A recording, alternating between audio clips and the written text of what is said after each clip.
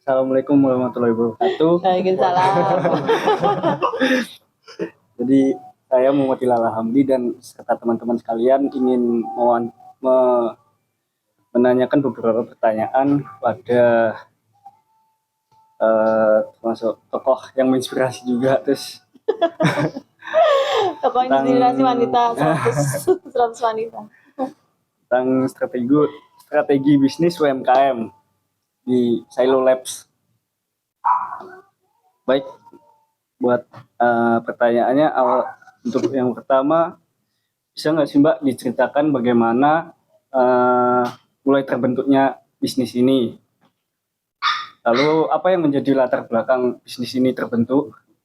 Bentuknya, oke, awal mulai terbentuknya ini tahun berapa sih? 2025 ya, 2025, 2024, 2023. Ya, jadi itu kita itu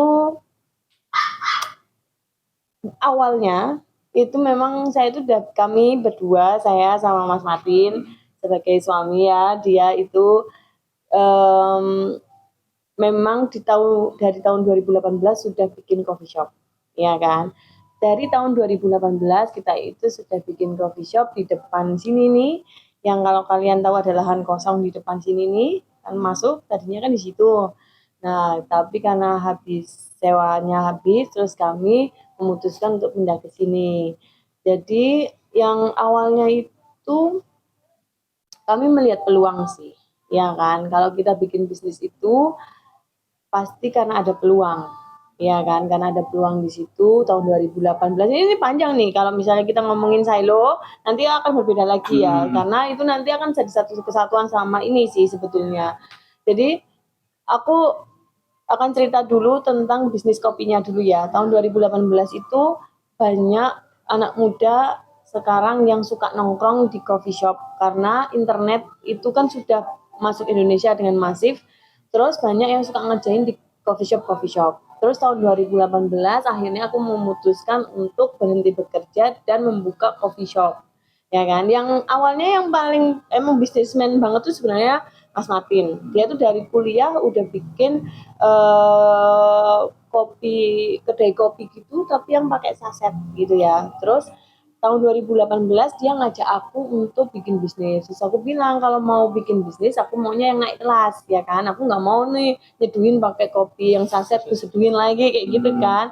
Karena anak zaman sekarang tuh udah pinter banget. Anak-anak zaman sekarang tuh udah pinter banget untuk bikin kopi gitu. Ya, maksudnya untuk menikmati kopi. Akhirnya searching tahun 2018 itu ya searching pakai mesin kopi, terus akhirnya aku pakai biji kopi ya kan.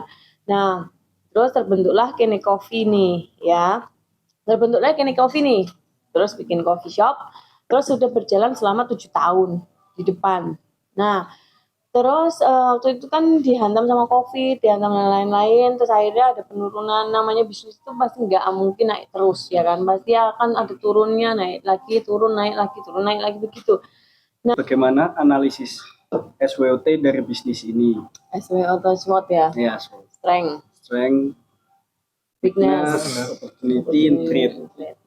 Kalau strength-nya udah jelas kenapa aku milih di sini.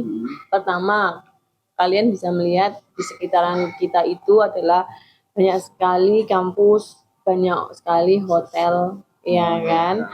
Sebenarnya hotel ini tuh tadinya aku bisa menganggapnya bahwa dia threat, ya kan, kayak ancaman sebetulnya. Tapi ternyata setelah aku melihat ada opportunity di situ bahwa mereka itu banyak yang order kopi gitu loh. Jadi itu ya kekuatannya jelas itu di tengah kota. Yang kedua, aku punya tempat yang luas, ya kan. Jadi kalau mau bikin komunitas game, kami itu udah anak-anak dari UGM, Amikom, UPN, Atmajaya, kalau mau bikin game itu pasti mereka ingat Silo gitu. Karena ya itu tadi, karena basisnya itu kan sebenarnya kita tadinya mengangkat gamenya, ya kan. Tuh. Itu strength-nya, ya, strength-nya itu. Terus produknya juga nggak kalah sama teman-teman coffee shop yang lain, ya kan. Kalau boleh kalian lihat sih sebenarnya kalau di daerah sini paling kompetitorku kan cuman ada Sedaya, terus ada 2 di sebelah sini ya. Tapi selebihnya kan daerah utara, ya kan Condong Catur ke sana atau daerah UGM itu. Terus SWOT ya, terus weakness. Weaknessnya weaknessnya kalau sekarang wes jelas ini ya kan karena pintu masuknya ke sini, ya kan. Kalau untuk motor itu nggak jadi soal. Tapi kalau mobil memang kita harus ngarahin dia dari Masjid Prayan sebelah sana. Yang ini kan ada jalan nih, yang dia harus nyebrang ke sana dulu, iya kan. Kalau dari sana, kalau dari sini bisa lah kamu bisa langsung belok ke kanan atau ke kiri. Tapi kalau dari sana atau dari sana atau dari sana, kamu beloknya agak susah. Udah itu aja sebetulnya kalau weaknessnya. Tuh, terus opportunity,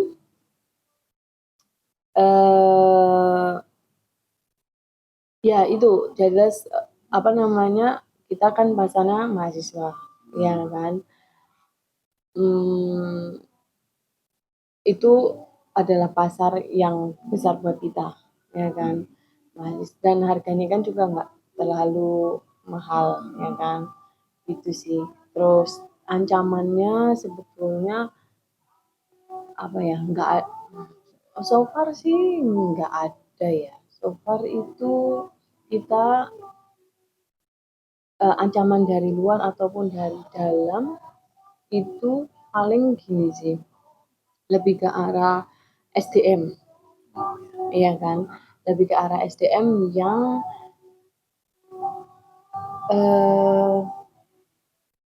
masih dibilang nggak,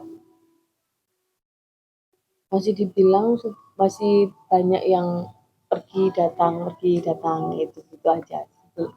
Selebihnya sih nggak ada sih. Nextnya strategi yang perlu diterapkan untuk meningkatkan penjualan. Strateginya ya karena kita tahu diri ya kalau masuk kayak gini emang nggak kayak di coffee shop yang di depan. Kalau yang dulu di kene orang itu lewat itu dia bisa langsung mampir karena tahu, ya kan.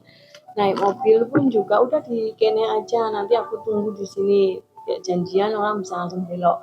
Kalau di sini itu untuk meningkatkan penjualan jelas lewat online, ya lewat online, sosial media kita semua gunakan, TikTok, Instagram, online shop, ya kan, GrabFood, Shopee Food, GoFood, itu kita ada semua itu untuk meningkatkan penjualan. Strateginya untuk saat ini sih itu sama main komunitas sebetulnya. Untuk pertanyaan terakhir, target atau harapan kedepannya untuk bisnis ini? Targetnya ya karena kita masih 10 tahun di sini ya, kita kan masih panjang ya perjalanan ya. Targetnya udah jelas kita harus lebih ramai daripada tahun-tahun sebelumnya, ya kan, karena memang bisnis saat ini lagi nggak terlalu baik sebetulnya, ya kan. Apalagi sebenarnya kalau misalnya targetnya tuh mahasiswa kan dalam setahun kan ada liburnya, ya kan. Nah kalau misalnya libur kayak gini nih orang pada pulang sepi, ya kan. Tapi nanti Agustus, terus makanya aku sebel kalau banyak libur sebetulnya. Sebel kalau mahasiswa itu banyak liburnya tuh aku sebel gitu, karena aku mau ngadain apa aku bingung, ya kan. Karena di sini kan itu tadi aku bilang basicnya itu kan sebenarnya main game, ya kan. Ya tapi untuk umum sekarang sih untuk umum ya. Sekarang sih aku terbuka untuk umum gitu. Jadi mau event apa aja aku akan iyain gitu. Kayak kemarin yang terakhir itu pop-up market. Kalau pop-up market itu banyak tuh, ya kan, ada thrift, ada shoes care, ada tato, ada apa ya gitu-gitulah. Kita harus ngadain strateginya ya gitu-gitu, harus ngadain acara event. Targetnya next ya pasti setiap hari ada event harusnya, biar nggak apa-apa baristaku tipes itu nggak apa-apa, yang pentingnya aku ramai terus gitu kan. Ya kalau ramai kan pasti aku akan nambahin orang kan, kayak gitu ya kan. Terus sama targetnya adalah penjualan untuk keluar, jadi kami lagi ada target untuk ikut semacam pop-up market juga. Misalnya ada yang ngadain di mana, nah itu kami join. Itu lebih untuk memperkenalkan tempat sih sebetulnya. Karena kita kan pakai nama yang sudah berubah ya. Bukan kini lagi. Kalau kini selama 7 tahun sih, ya puji Tuhannya di Google review-nya udah lumayan bagus ya kan. Tapi karena kita lebur jadi satu, ya kita berarti mulai lagi dari nol. Nah itu yang agak. Sekarang Wawancara dari aku tentang apa manajemen strategi dari bisnis Silo Life Bar and Kitchen. Terima kasih Mbak Dewi. terima kasih.